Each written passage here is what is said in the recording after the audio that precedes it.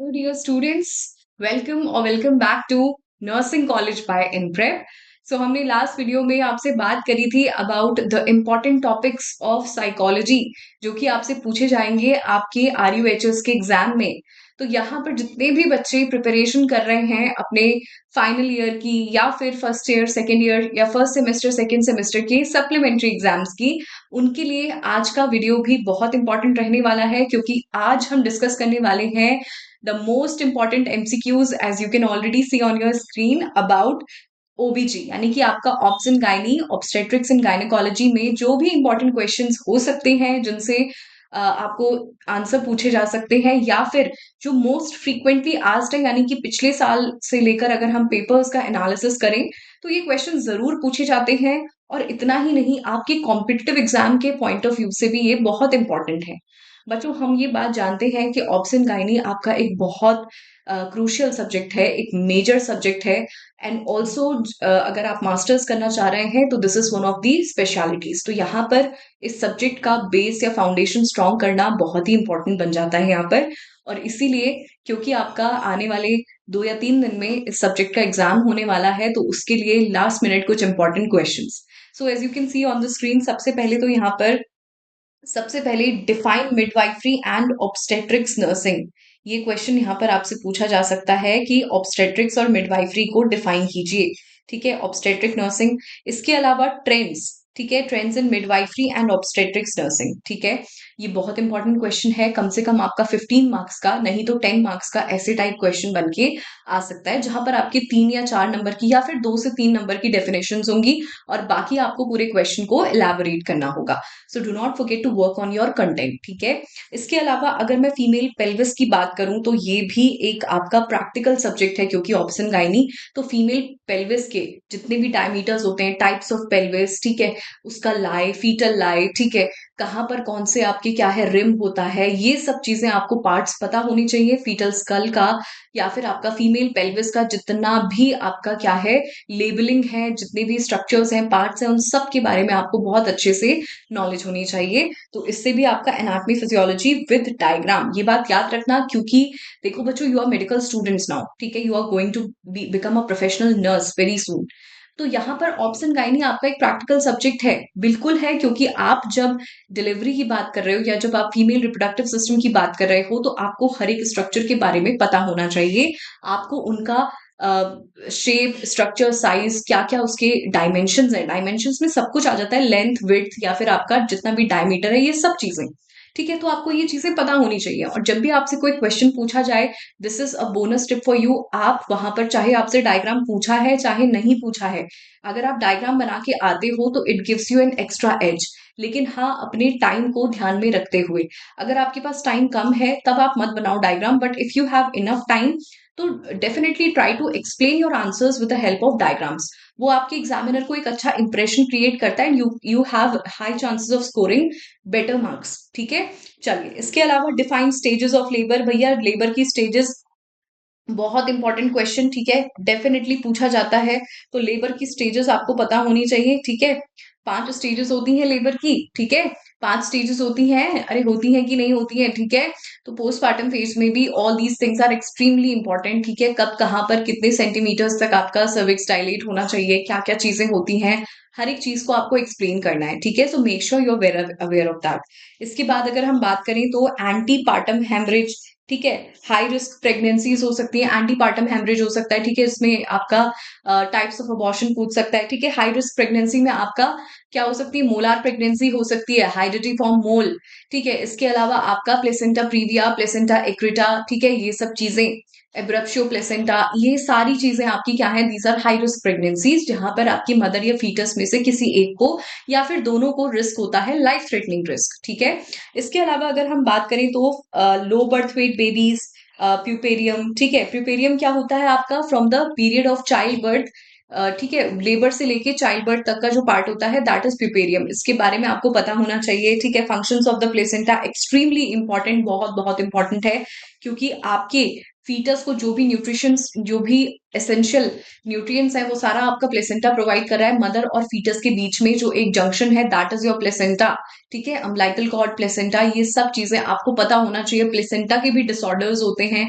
ठीक है, battle door placenta types, क्या क्या टाइप्स हो सकते हैं। ठीक है, ये सारी चीजें आपको मालूम होनी चाहिए। ठीक है, इसके अलावा mechanism of labour extremely important, this is very important question. इसको तो मैं स्टार मार्क कर रही हूँ यहाँ पर। इन सारे इंपॉर्टेंट क्वेश्चंस में से ये सबसे ज्यादा इंपॉर्टेंट क्वेश्चन है, मैकेनिज्म ऑफ लेबर। ठीक है, इसके अलावा पोस्टपार्टम हैमरेज, ठीक है, पीपीएच आपका बहुत इंपॉर्टेंट है। ठीक है, पीपीएच का मैनेजमेंट, ठीक है, पीपीएच का मैनेजमेंट सबसे इंपॉर्टेंट होता है यहाँ पर, क्योंकि इसमें से आपके सबसे ज्यादा क्वेश्चंस पूछे जाते हैं। ठीक है, तो पीपीएच क्या होता है, कितना ब्लड लॉस को हम पीपीएच में काउंट करते हैं, क्या मैनेजमेंट हो सकता है। ठीक है, इसके अलावा यहाँ पर still birth, infant mortality rate, maternal mortality rate, इनके बारे में आपको पता होना चाहिए। जो भी आपका स्टैटिस्टिकल डेटा है, इसके बारे में you need to understand very nicely. ठीक है, इसके अलावा अगर हम बात करें तो define normal pregnancy and physiological changes during pregnancy. भाई प्रेगनेंसी के टाइम पर क्या क्या फिजियोलॉजिकल चेंजेस आते हैं बॉडी में, हर एक सिस्टम से एसोसिएटेड। ठीक है, क्या क्या न्यूरोलॉजिकल चेंजेस आ रहे हैं, क्या क्या एंडोक्राइन चेंजेस आ रहे हैं मदर की बॉडी में, what all reproductive changes are there, ranging from your morning sickness या फिर hyperemesis gravidarum to your hormonal changes, जहां पर आपका प्रोजेस्टेरॉन एस्ट्रोजन की लेवल्स ऊपर नीचे हो जाते हैं। ये सब चीजें आपको बतानी है। रेस्पिरेटरी चेंजेस क्या आते हैं, क्यों होते हैं फिजियोलॉजिकल चेंजेस इंपॉर्टेंट, क्योंकि बच्चों इनिशियल स्टेजेस में आपका जो यूट्रस है, it remains as a reproductive organ, but after some time it becomes a what you can say, it becomes an abdominal organ. ठीक है, क्योंकि जैसे जैसे बेबी का साइज बड़ा होता है, फीटस का साइज बड़ा होता है टू बी स्पेसिफिक, वैसे वैसे आपका जो यूट्रस है वो धीरे धीरे धीरे धीरे ऊपर की तरफ को शिफ्ट होता है। ठीक है, तो ऐसे में क्या है, the abdominal organs are compress, तो रेस्पिरेटरी चेंजेस भी आते हैं मदर की बॉडी में। तो आपको सिस्टमैटिक तरीके से चलना है, क्या क्या न्यूरोलॉजिकल चेंजेस आ रहे हैं, क्या क्या हार्मोनल चेंजेस आ रहे हैं, क्या क्या साइकोलॉजिकल चेंजेस आ रहे हैं, what all respiratory changes are being seen. ठीक है, बहुत बार ऐसा होता है कि फ्लूइड एक्यूमुलेशन हो जाता है, तो पिटिंग एडिमा भी देखने को मिलता है मदर की बॉडी में।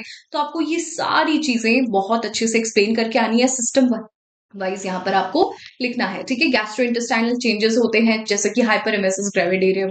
ठीक है, एसिड बेस इम्बैलेंस क्या क्या हो सकता है during the time of pregnancy, all these things have to be covered in a sequential manner. ठीक है, चलिए इसके अलावा अगर हम बात करें तो रिप्रोडक्टिव एंड चाइल्ड हेल्थ, ठीक है, आरसीएच प्रोग्राम था, pre conception and pre natal diagnostic techniques, PCP NDT act, ये सब चीजें आपको बहुत अच्छे से थरोली पढ़ के जानी है। ठीक है, क्योंकि ये पूछे जाते हैं।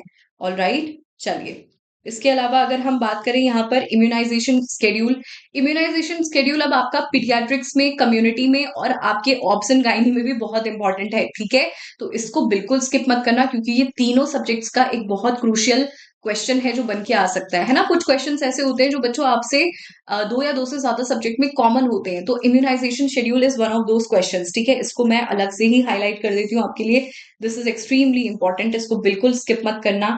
ठीक है, immunisation schedule, I am making a box around this ताकि आपको ये अलग से ही दिख जाए। ठीक है, इसके अलावा यहाँ पर अगर हम बात करें तो डिफाइन एक्लेम्शिया। ठीक है, भाई हाई रिस्क प्रेगनेंसी में one of the conditions is eclampsia and pre eclampsia. ठीक है, तो यहाँ पर ब्लड प्रेशर से रिलेटेड हाइपरटेंसिव क्राइसिस हो सकता है पेशेंट को। ठीक है, ये सारी बातों के बारे में आपको पढ़ना है। Management, management of your eclampsia and pre eclampsia में क्या क्या चीजें आप कर सकते हो मैनेजमेंट के लिए during the time of pregnancy, क्या क्या डाइटरी मेजर्स आप फॉलो कर सकते हो, what all medical management can be done, ये सारी चीजें आपको लिखकर आनी है एग्जाम में। ठीक है, बहुत अच्छे से इसको पढ़ के जाना, this is also extremely important. ठीक है, तो यहाँ पर अब आता है हमारा मेंस्ट्रुअल साइकिल। ठीक है, types of abortion and menstrual cycle. Menstrual cycle आपको बहुत अच्छे से सारे फेजेस को एक्सप्लेन करने हैं। ठीक है, ओव्यूलेटरी फेज, प्रोलिफरेटिव फेज, ठीक है, मेंस्ट्रुअल फेज, ये सारी चीजें। ठीक है, इसके बाद आता है आपका अबॉर्शन। अब अबॉर्शन क्या होता है ये आपको बहुत अच्छे से पढ़ के जाना है। टाइप्स ऑफ अबॉर्शन, ठीक है, कंप्लीट अबॉर्शन, इनकम्प्लीट अबॉर्शन, ठीक है, थ्रेटेंड अबॉर्शन। ठीक है, इसके अलावा यहाँ पर आपका क्या है, और भी जितनी भी चीजें हैं। ठीक है, मैनेजमेंट ऑफ अबॉर्शन भी हमको देखना है। ठीक है, तो बच्चों जब भी हम ये ऑप्शन गाइनी का सब्जेक्ट पढ़ के जा रहे हैं, जितनी भी कंडीशंस आपसे पूछी हुई हैं, न सिर्फ उनके बारे में लिखना है बल्कि उनके टाइप्स को भी एक्सप्लेन करोगे एंड उनका स्टेज वाइज मैनेजमेंट। ठीक है, तो ये सब चीजें आपको पता होनी चाहिए, ठीक है। Missed abortion, threatened, complete, incomplete, ठीक है। ये सारी चीजें, टाइप्स ऑफ अबॉर्शन में बहुत सारी कैटेगरीज हैं, बहुत सारे टाइप्स हैं, तो बहुत अच्छे से पढ़ के जाना। ये क्वेश्चन आपके लिए बहुत एक अच्छा स्कोरिंग टाइप है। अब देखो, जितने भी क्वेश्चन यहाँ पर होते हैं ना, जिनमें आपके पास बहुत सारे पॉइंट्स हो सकते हैं लिखने के लिए, ऐसे क्वेश्चंस में आपका स्कोरिंग बहुत ज्यादा होने के चांसेस रहते हैं। आप बहुत अच्छे से एक्सप्लेन कर सकते हो कि क्या क्या टाइप्स हैं, उनके अंदर आप लिख सकते हो, ठीक है। तो all these things are helpful in scoring extra marks, ठीक है। जितना हो सके हाईलाइट करके लिखो, हेडिंग्स लिखो, पॉइंट वाइज लिखो। वो आपके एग्जामिनर के लिए चीजें इजी बनाता है, and it gives an impression कि द चाइल्ड हैज स्टडीड, जो स्टूडेंट है वो पढ़कर आया है, इन डेप्थ नॉलेज है उसको। तो बहुत अच्छे से लिख कर आना, ठीक है। इसके बाद आते हैं इमरजेंसी कॉन्ट्रोसेप्टिव्स, ठीक है। ये सब चीजें आपका, ठीक है, जो आपकी 48 आवर्स में, 74 आवर्स में जो आपकी ओसीपी होती है, ठीक है, ओरल कॉन्ट्रोसेप्टिव पिल्स होती हैं। इसके अलावा आपकी कॉपर्टी है, ठीक है, मिरेना है, ये सब चीजें। तो ये सब आपको पढ़ के जाना है। इमरजेंसी कॉन्ट्रोसेप्टिव्स, ये 5 नंबर की शॉर्ट नोट क्वेश्चंस में आपसे पूछ सकता है, ठीक है। इसके अलावा सिजेरियन सेक्शन, जो आपका सिजेरियन सेक्शन है, ठीक है, कैसे LSCS, lower section, caesarean section जब हम करते हैं ना, लोअर सेगमेंट सिजेरियन सेक्शन, ठीक है, दैट इज द आपका ऑपरेशन या फिर इंस्ट्रूमेंटल डिलीवरी जिसको हम कहते हैं, ठीक है। इसके अलावा यहाँ पर आपका क्या हो सकता है भाई, जब हम क्या देते हैं, इंसीजन देते हैं, ठीक है, एपिसियोटोमी करते हैं, तो वो तो आपका नॉर्मल वेजाइनल डिलीवरी का पार्ट हो गया। बट एलएससीएस, अब बहुत बच्चों को ये भी डिफरेंस पता नहीं होता है, ठीक है। क्यों, उनको लगता है एपिजियोटोमी में भी तो हम चीरा ही लगा रहे हैं ना, नॉर्मल ले मैन लैंग्वेज में कहते हैं ना कि चीरा लगा दो, और ऑपरेशन में भी तो भैया हम चीरा ही लगा रहे हैं। तो वो सोचते हैं एलएससीएस और एपिजियोटोमी सेम होता है, नहीं। एलएससीएस आपका एब्डोमिन के थ्रू होता है, और एपिजियोटोमी होता है जब आप पर वेजाइनल सर्विक्स में क्या कर रहे हो, या फिर नीचे आपके जेनाइटल एरिया में क्या दे रहे हो, इंसीजन दे रहे हो, दैट इज एपिजियोटोमी। वो एक बिल्कुल अलग चीज है, ठीक है। दोनों चीजों को, दोनों कॉन्सेप्ट्स को मिंगल मत किया करो, क्योंकि बच्चों का यही परसेप्शन होता है कि भैया चीरा दे रहे हैं तो भैया पेट से ही निकाल रहे होंगे, ठीक है। तो दोनों चीजें बिल्कुल अलग हैं, इट इज टोटली डिफरेंट। आपके जो सिजेरियन सेक्शन है उसमें लेयर बाय लेयर जाते हैं हम, ठीक है। पहले स्किन होती है, फेशिया आती है, फिर सबक्यूटेनियस टिश्यूज होते हैं, then finally somewhere we reach down to the uterus and then give the incision. उसके बाद आप फीटस को बाहर निकालते हो, ठीक है, and then we very carefully separate the placenta. और आपका जो अम्बिलिकल कॉर्ड है उसका प्रिजर्वेशन करना, ये सारी चीजें, ठीक है। तो वो आपका एलएससीएस एक डिफरेंट चीज है। एलएससीएस के इंडिकेशंस क्या क्या हो सकते हैं, ठीक है। तो एलएससीएस कौन कौन सी कंडीशंस में आप कर सकते हो, क्या क्या इंडिकेशंस होते हैं, क्या क्या कॉन्ट्रा इंडिकेशंस होते हैं, during the time of LSCS patient को क्या मेडिकल मैनेजमेंट देते हो, क्या क्या चीजें आप उसकी ऑब्जर्वेशन में रखते हो, ये सारी चीजें आपको लिख के आनी है, ठीक है। This can be asked in a 10 marks long question, या फिर आपका एक सिंपल शॉर्ट नोट क्वेश्चन भी बन के आ सकता है। लेकिन फिर भी हमको हर एक चीज पता होनी चाहिए, और हमारी आंसर शीट में वो सब चीजें हमें लिख के आनी है, ठीक है। इसके अलावा placenta previa, as I already said, ठीक है, abruptio placenta and placenta previa, the disorders of placenta, these can be asked to you. So this was all about the important questions, ठीक है। एक बार फिर से आप लोग रिव्यू कर लीजिए, ठीक है, एंड आई होप आप लोगों को बहुत अच्छे से प्रिपरेशन आपने करी होगी। और दूसरी सबसे इंपॉर्टेंट चीज कि भाई आप लोगों को जो भी आपका सिलेबस है, क्वेश्चंस हैं, उनको बहुत अच्छे से पढ़ के जाना, ठीक है। और इन क्वेश्चंस को तो जरूर पढ़ के जाना, ठीक है। So I hope this video might have been beneficial to you. All the very best to all the students who are going to appear for their exams. This is your educator Anshul signing off on behalf of NPrep. We'll see you again in another interactive session. Till then, keep studying. All the very best. And as I always say, shine bright, nurses. Thank you, everyone.